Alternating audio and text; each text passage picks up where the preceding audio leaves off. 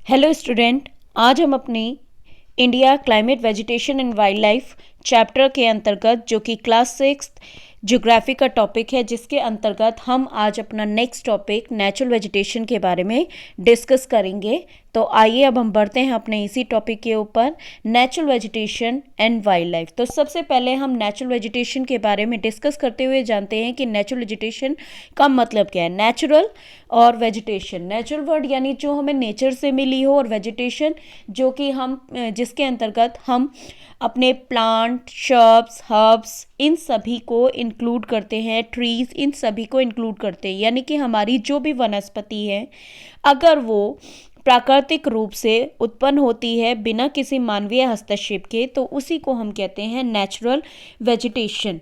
भारत में तरह तरह की वेजिटेशंस पाई जाती हैं, जस्ट बिकॉज क्योंकि वहाँ पर अलग अलग तरह की क्लाइमेटिक कंडीशंस हमें मिलते हैं, या हम उन्हें एक्सपीरियंस करते हैं। अलग अलग क्लाइमेट कंडीशन के कारण भारत में different types of natural vegetation देखने को मिलती हैं। वेजिटेशन के अंतर्गत जैसा कि मैंने अभी आपको बताया कि सभी तरह के प्लांट, ट्रीज, हर्ब्स, शब्स सभी इंक्लूड होते हैं, और उसी के बिहाव पर जो हमारी क्लाइमेटिक कंडीशन है उसके आधार पर हर जगह अलग अलग तरह की वनस्पति आपको देखने को मिलती है। इसका मेन सबसे बड़ा इंपॉर्टेंट फैक्टर है वो है हमारा टेम्परेचर और है रेनफॉल। ये दो फैक्टर ऐसे हैं जो कि प्लांट की ग्रोथ को क्या करते हैं, प्रभावित करते हैं। रेनफॉल हर किसी प्लांट की ग्रोथ के लिए सबसे ज़्यादा ज़रूरी है, उसी के साथ साथ उचित तापमान भी उस तरह की वनस्पति के लिए आवश्यक होता है। तो इसीलिए ये जो तापमान और वर्षा है, ये ऐसे दो इम्पॉर्टेंट फैक्टर्स हैं जो कि प्लांट की वृद्धि को काफ़ी हद तक प्रभावित करते हैं। हम यहाँ पर बात करें आगे कि ऐसी कौन कौन सी वनस्पतियाँ हैं जो कि भारत में पाई जाती हैं, तो हम यहाँ पर अब डिस्कस करेंगे types of natural vegetation in India. तो सबसे पहला है हमारा tropical evergreen forest. Tropical evergreen forest, next one है ट्रॉपिकल डेसिडियस फॉरेस्ट, नेक्स्ट है थॉर्नी बुशेस, एंड 4 टाइप है हमारा माउंटेन वेजिटेशन। कहीं कहीं से माउंटेन वेजिटेशन या फॉरेस्ट भी कहा जाता है, और इसके बाद है मैनग्रोव फॉरेस्ट। तो हम इसे वन बाय वन डिस्कस करेंगे। ट्रॉपिकल एवरग्रीन फॉरेस्ट, नाम से ही पता चला ट्रॉपिकल यानी कि जो आपके गर्म क्षेत्रों में पाए जाते हों, एवरग्रीन यानी जो हमेशा सदाबहार रहते हो, हमेशा हरे भरे रहते हो, जिसके कारण इसे एवरग्रीन फॉरेस्ट कहा गया है। ट्रॉपिकल इसलिए कहा गया है क्योंकि इंडिया जो है वो थोड़ा इक्वेटर लाइन के पास पड़ता है, जिसके कारण यहाँ पे जो ये एवरग्रीन फॉरेस्ट है वो ट्रॉपिकल टाइप है या ट्रॉपिकल रीजन में मिलते हैं, इसीलिए इनका नाम क्या है, ट्रॉपिकल एवरग्रीन फॉरेस्ट। इन्हें रेन फॉरेस्ट भी कहा जाता है क्योंकि इन क्षेत्रों में हमेशा जो है बारिश होती ही रहती है, बहुत ज़्यादा बारिश होती है, तकरीबन 200 सेंटीमीटर से भी ज़्यादा जो है बारिश होती है। इसी के कारण इन्हें ट्रॉपिकल रेन फॉरेस्ट के नाम से भी जाना जाता है, ट्रॉपिकल एवरग्रीन फॉरेस्ट को। यहाँ इसकी जो मेन प्रजातियां हैं जहाँ पर इन वनों में जो मुख्यतः रूप से एबनी, महोगनी और रोजवुड इस तरह के पेड़ जो है वो ज़्यादा पाए जाते हैं। ये हार्डवुड ट्रीज हैं, और इसके जो निचले लेयर में क्रीपर्स, बशेस, शर्ब्स ये सब भी देखने को मिलते हैं। भारत में ही कहाँ कहाँ मिलते हैं तो हम जानते हैं नॉर्थ ईस्टर्न हिल्स जो हमारे 7 सिस्टर्स कहे जाते हैं वहाँ की तरफ, और इसके अलावा वेस्टर्न घाट और अंडमान एंड निकोबार आइलैंड के पास ये ट्रॉपिकल एवरग्रीन फॉरेस्ट हमें देखने को मिलते हैं। अब हम इसके नेक्स्ट टाइप जो कि हमारा ट्रॉपिकल डेसिडियस फॉरेस्ट, उसके बारे में चर्चा करते हैं। ट्रॉपिकल डेसिडियस फॉरेस्ट जो है वो भारत में काफ़ी हद तक फैले हुए हैं, मुख्यतः काफ़ी अधिक जगहों पर ये देखने को मिल जाते हैं। जैसे कि आपने देखा होगा कि जब ऑटम सीजन आता है तो पेड़ों की पत्तियां जो है वो अपने आप गिरने लग जाती है सूख कर। तो जिन पेड़ों की पत्तियां कुछ इस तरह से टूट कर गिरती हैं, तो वो समझ लीजिए वो एक तरह से डेसिडियस फॉरेस्ट का ही एक टाइप है। इन्हें जो है मॉनसून फॉरेस्ट के नाम से भी जाना जाता है। इनकी सबसे बड़ी पहचान क्या होती है कि ये एक पर्टिकुलर सीजन में अपनी पत्तियां गिरा देते हैं डेसिडियस फॉरेस्ट की।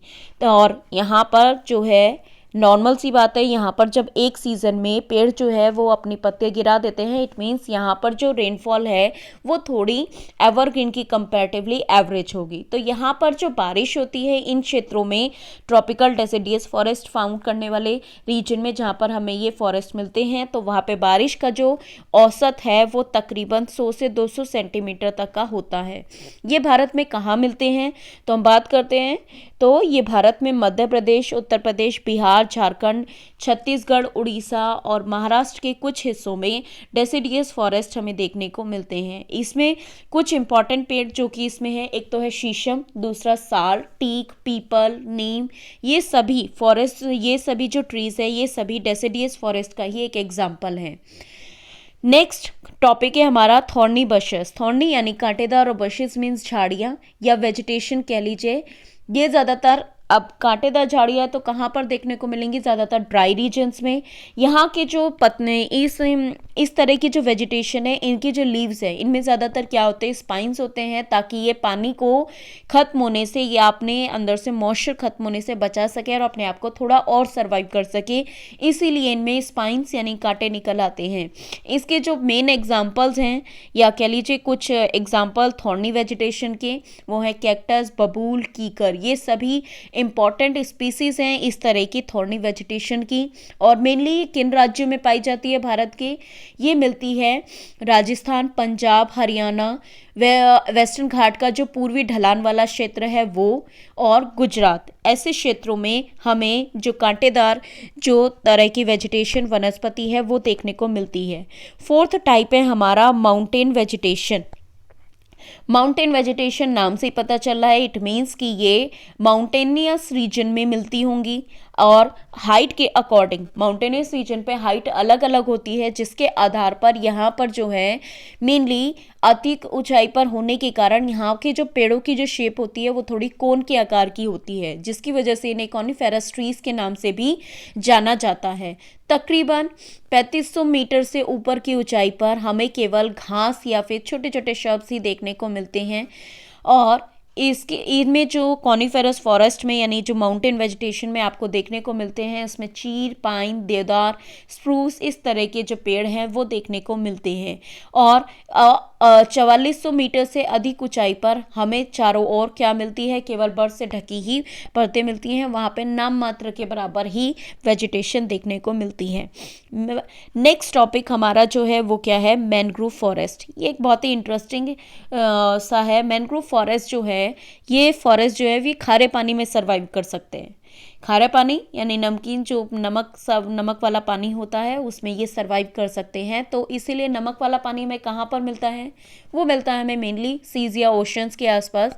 तो इसीलिए ये जो जितने भी ये हैं, ये आपको बे ऑफ बंगाल के आसपास, अंडमान एंड निकोबार आइलैंड के आसपास, ऐसी जगहों के आसपास आपको देखने को मिलते हैं इस तरह के वन। ये मेनली आपको वेस्ट बंगाल के सुंदरबन के आसपास मिलेंगे और अंडमान निकोबार आइलैंड के आसपास। यहाँ पे सबसे मोस्ट इम्पॉर्टेंट स्पीसीज है जो कि है सुंदरी। सुंदरी ट्रीज के अधिक संख्या में होने के कारण जो वेस्ट बंगाल में जो नाम पड़ा है उस जगह का सुंदरबंस, वो इन्हीं स्पीसीज के कारण ही इस तरह के पेड़ पौधे अधिक पाए जाते हैं, जिसके कारण इसका नाम सुंदरबंस पड़ा है, सुंदरी ट्री के कारण। जो ये मैनग्रोव फॉरेस्ट है, ये यहाँ के जो पेड़ हैं ये जो है हमें इतना हार्ड, ऑयली और काफ़ी अधिक लंबे समय तक चलने वाली वुड जो है वो प्रदान करते हैं, जो कि ज़्यादातर कंस्ट्रक्शन वर्क में और हमें नाव बनाने में अधिक सहायता करती हैं। अब जब ये इस तरह के जो ट्रीज़ हैं ये हमें तरह तरह की टाइप्स के हमें वेजिटेशन जो हमें मिलती हैं, तो सिंपल सा रीज़न है कि ये फॉरेस्ट हमारे लिए बहुत ज़्यादा इम्पॉर्टेंट होंगे। तो जो हमारे लिए जो फॉरेस्ट इम्पॉर्टेंट है वो इतने इम्पॉर्टेंट है, क्यों है उसका रीज़न हम जान लेते हैं, या कह लीजिए वो हमारे लिए इतने इम्पॉर्टेंट क्यों है। तो सबसे पहला रीज़न, प्लांट जो हैं वो ऑक्सीजन रिलीज़ करते हैं और ऑक्सीजन हमारी एक लाइफ सपोर्टिंग गैस है जिसमें कि हम सांस लेते हैं। और वो क्या एब्जॉर्व करते हैं, वो उसके अपोजिट वो एब्जॉर्व करते हैं कार्बन डाइऑक्साइड, जो कि हम रिलीज़ करते हैं, और ये गैस हमारे लिए काफ़ी हार्मफुल है। तो इस तरीके से जो हमारे अर्थ और हमारे एटमॉस्फेयर में, इकोसिस्टम में जो जो हमारी लाइफ सपोर्टिंग गैस है उसका बैलेंस बनाने में जो ट्रीज़ हैं ये काफ़ी हमारा सपोर्ट करते हैं, या कह लीजिए एक तरह से इकोलॉजिकल बैलेंस बनाने में काफ़ी हद तक सपोर्ट करते हैं। नेक्स्ट इम्पॉर्टेंट फैक्टर कि ये जो रूट्स हैं, ये प्लांट की जो रूट्स हैं वो मिट्टी को अपने अंदर जकड़े रहती है, जिसके ज़रिए से हम जो है ये क्या करते हैं, सॉइल इरोजन से प्रोटेक्ट करते हैं। मिट्टी की जो गुणवत्ता है, क्वालिटेटिव है, उनको कंट्रोल करते हैं, उनको अपने अंदर बांधे रखते हैं, जिससे मिट्टी की जो गुणवत्ता है वो ख़त्म नहीं होती और मिट्टी फर्टाइल बनी रहती है। नेक्स्ट वन कि हमारा जो है ये यहाँ पे गलत टाइप हो गया है, ये पुअरेस्ट नहीं है, यहाँ पे ये फॉरेस्ट है, ये फॉरेस्ट वर्ड है। फॉरेस्ट जो हैं वो हमें टिम्बर प्रदान करते हैं। टिम्बर जो कि फर्नीचर, ये जो टिम्बर है वो हमें किसके लिए मिलती है, उस टिम्बर से हम क्या क्या बना सकते हैं, फर्नीचर, फ्यूल, हम उसका इस्तेमाल फ्यूल के तौर पर, फ्यूल वुड के तौर पर और फॉडर के तौर पर, और इसके अलावा जो दवाइयाँ बनाने में हर्ब्स, लाख जो होता है जिससे चूड़ियाँ बनाई जाती हैं, इसके अलावा हनी, गम, ऐसी कई सारी चीज़ें जो हैं ये हमें इन फॉरेस्ट के पेड़ों से ही मिलती है। और नॉर्मल सी बात है, इन वनों में क्या रहते हैं, हमारे जो है वाइल्ड लाइफ रहती है। इस तरीके से जो फॉरेस्ट है वो एक तरह से हमारे जो पशु का भी एक तरह से निवास स्थान है या उनका होम है। तो इन काफ़ी सारे रीज़न से हमारे लिए जो फॉरेस्ट है वो काफ़ी इम्पॉर्टेंट बन जाते हैं, इसीलिए हमें इन फॉरेस्ट को कंजर्व करना भी उतना ही ज़्यादा ज़रूरी है। तो अब हम जानते हैं कि हम अपने वनों को किस तरह से बचा सकते हैं। हमारी नेचुरल वेजिटेशन हम आज के समय में काफ़ी बड़े स्तर पर जो है वो क्या कर रहे हैं, वनों का इस्तेमाल कर रहे हैं काफ़ी बड़े स्तर पर, जिसके कारण जिसके लिए हम क्या कर रहे हैं, बिना सोचे समझे अंधाधुंध पेड़ों की कटिंग करते जा रहे हैं। इसीलिए हमें अपने वनों को आज के समय में बचाना काफ़ी ज़्यादा ज़रूरी हो गया है। और उसको हम किस तरह से बचा सकते हैं, देखिए हमारी ज़रूरत है तो हम उसे काटेंगे तो हैं ही, लेकिन उसकी जगह हमें क्या करना चाहिए, हमें क्या करना चाहिए, और ज़्यादा से ज़्यादा पेड़ लगाने चाहिए। इसके अलावा हमें कोशिश करनी चाहिए जो एग्जिस्ट हैं उन पेड़ों को हमें बचाना चाहिए। इसके अलावा लोगों को अवेयर करना चाहिए कि हमारे लिए पेड़ इतने ज़रूरी हैं, हमें उसे इस तरह से नहीं काटना चाहिए। इसके अलावा नेक्स्ट कि हम काफ़ी सारे प्रोग्राम्स हमारी गवर्नमेंट चलाती है, जिसमें हमारा वन महोत्सव, ये वन महोत्सव VAN वन महोत्सव है भी है, जिसके अंतर्गत हम अपनी धरती को हरा भरा बनाने में मदद कर सकते हैं। अब इसी के साथ ही जब हम कंजर्वेशन, हमारे जब हमने अपनी नेचुरल वेजिटेशन के बारे में बात कर लिए, तो इसी के साथ ही ज़रूरी हो जाता है हमारे लिए जानना कि हमने वाइल्ड लाइफ के बारे में भी जाने। वाइल्ड लाइफ यानी कि जो कि ये जो हमें पता ही है कि natural vegetation is the natural habitat, जो हमारी फॉरेस्ट है वो नेचुरल हैबिटेट है हमारे वाइल्ड लाइफ का। फॉरेस्ट जो है वो हमारे वाइल्ड लाइफ को तरह तरह के घर प्रदान करते हैं, चाहे वो पेड़ों के ऊपर हो, चाहे वो ज़मीन पे हो, चाहे वहाँ के आसपास की दलदली क्षेत्र में हो, किसी न किसी तरीके से फॉरेस्ट जो है वो वाइल्ड लाइफ को एक तरह से अपना निवास स्थान जो है वो प्रदान करते हैं। यहाँ पर हमारे जो भारत में है तकरीबन जानवरों की 1000 से भी ज़्यादा स्पीसीज़ जो हैं वो देखने को मिलती हैं, हज़ारों से भी ज़्यादा स्पीसीज़। और इसके अलावा काफ़ी तरह वैरायटी के रेप्टाइल्स मिलते हैं, एम्फीबियन मिलते हैं, और इसके अलावा बर्ड, इंसेक्ट्स, वॉर्म्स, ये सभी हमें देखने को मिलते हैं जो कि फॉरेस्ट में अपने आप में ही भली प्रकार से रह रहे हैं। टाइगर जो कि हमारा नेशनल एनिमल है, जो कि भारत के कई हिस्सों में पाया जाता है, लेकिन जिसमें कि गुजरात जो है, जिस गुजरात का गिर फॉरेस्ट, ये जो है वहाँ के एशियाई शेरों का जो है वो घर है। इसके अलावा हाथियों का और एक सींग वाले गैंडे जो हैं वो आपको असम में आसानी से घूमते हुए देखने को मिल सकते हैं, काजीरंगा नेशनल पार्क के आसपास के में। और इसके अलावा काफ़ी और अदर जानवर हैं जो कि हमारे देश में पाए जाते हैं। यहाँ पे हमने से सिलेक्टेड कुछ ही जानवरों के नाम यहाँ पे मेंशन किए हैं, जैसे कि मंकी, वुल्फ, जैकल, नीलगाय, चीतल, कैमल, वाइल्ड गोल्ड एक्सेट्रा। लेकिन इसी के साथ ही भारत में जो है बर्ड यानी पक्षियों का भी जीवन जो है वो उसी तरह से सर्वाइव करता है, जिसमें कि हमारा जो राष्ट्रीय पक्षी है हमारे देश का वो की है हमारा क्या, पीकॉक। और इसके अलावा कुछ और कॉमन बर्ड्स भी हमें यहाँ पे देखने को मिलते हैं, जैसे कि पैरट, पिजन, मैना, गीस, बुलबुल, डक, ये सभी जो हैं हमें तरह तरह की इस तरह के पक्षी हमें अपने भारत में देखने को मिलते हैं। और उनकी प्रोटेक्शन के लिए काफ़ी सारी बर्ड सेंचुरीज भी बनाई गई है, जहाँ पर कि हम उन पक्षियों को उनका प्राकृतिक निवास स्थान देते हैं और इन बर्ड्स को उनको शिकार करने वाले शिकारियों से भी प्रोटेक्शन मिलती हैं।